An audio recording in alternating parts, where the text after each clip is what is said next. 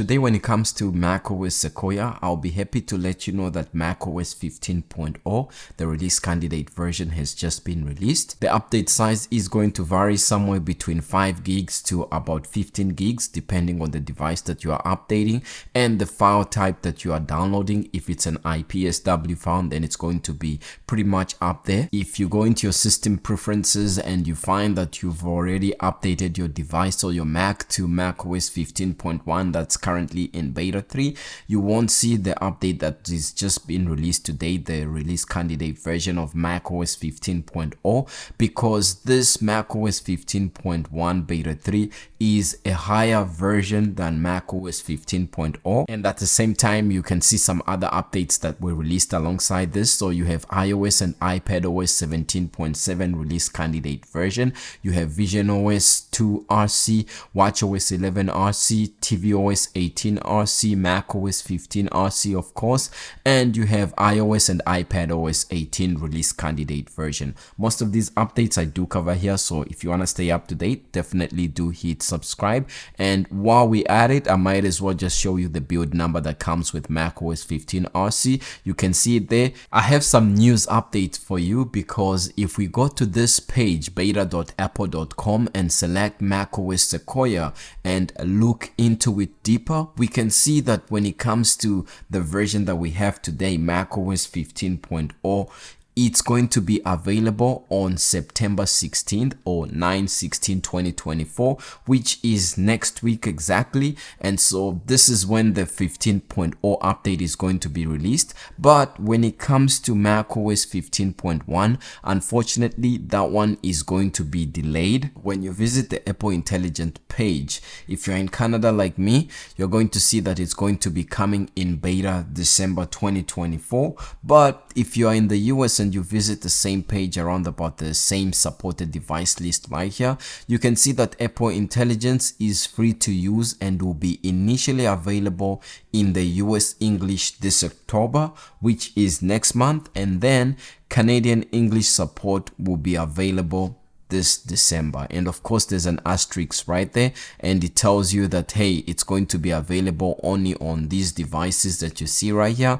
And put simply, if it's a Mac, you just need an Apple Silicon M1 device or newer, and you'll be able to use Apple Intelligence when macOS 15.1 officially comes out. One of the changes that I noticed with macOS 15 Sequoia is that when you try to share a file via AirDrop, there's this new animation that shows up right there. You can see it. It has these waves that dissipate and then they quickly disappear. So if we try to share again, you can be able to see how it looks. And if you have multiple devices or multiple people, this effect is going to take place also on different users that are close by or that have their AirDrop settings set to contacts and you have their contacts, or if they have it set to everyone, then the same effect is going to resonate. It could have been there, but I'm just seeing it right now. There's also a change when it comes to the speed at which Windows minimize on macOS 15. So you can see every time I minimize this window, it seems pretty much faster than what the default was. And so I don't know if this is a good change or not, but at the same time for me, it doesn't really matter. On some of the previous updates on macOS 15 Sequoia, I had an issue where my cursor would get stuck between a select and a cursor icon, and that would go on and off multiple times, especially if I rebooted or restarted my device for the first couple of minutes.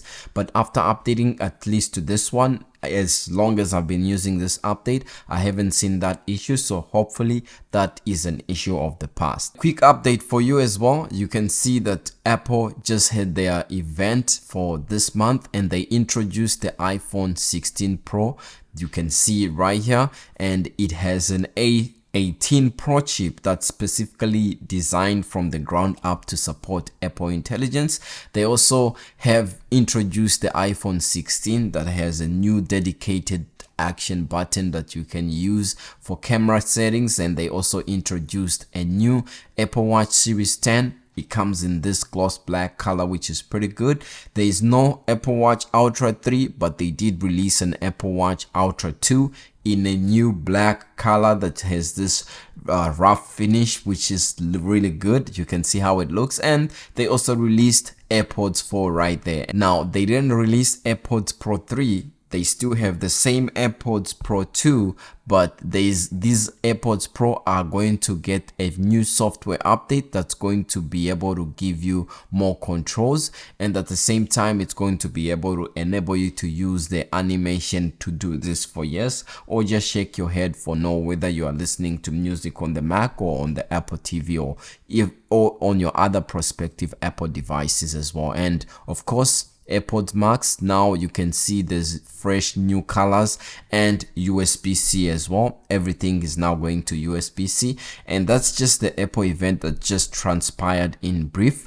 For me, I'm really interested in this device, the iPhone 16 Pro, and since the screens became even larger, probably because I'm more of a regular sized Pro iPhone user, I don't really like the size of the Pro Max, so this is one of the devices that I'm going to be looking into. Pre-orders are going to be starting on the 13th, which is this Friday, and then they will be available the Friday after that on the 20th. My battery life and device performance has been pretty much stable at this point in time, and so it's good in that sense. And as well as performance, like I use the same device that I update on the beta for and record these videos and edit on the Mac, so I can really say that performance seems to be pretty stable. And definitely if you are on an older beta version of macOS 15, like if you're on beta 6, beta 7, or you are thinking whether you should be updating to this RC version, then I would say definitely go for it, because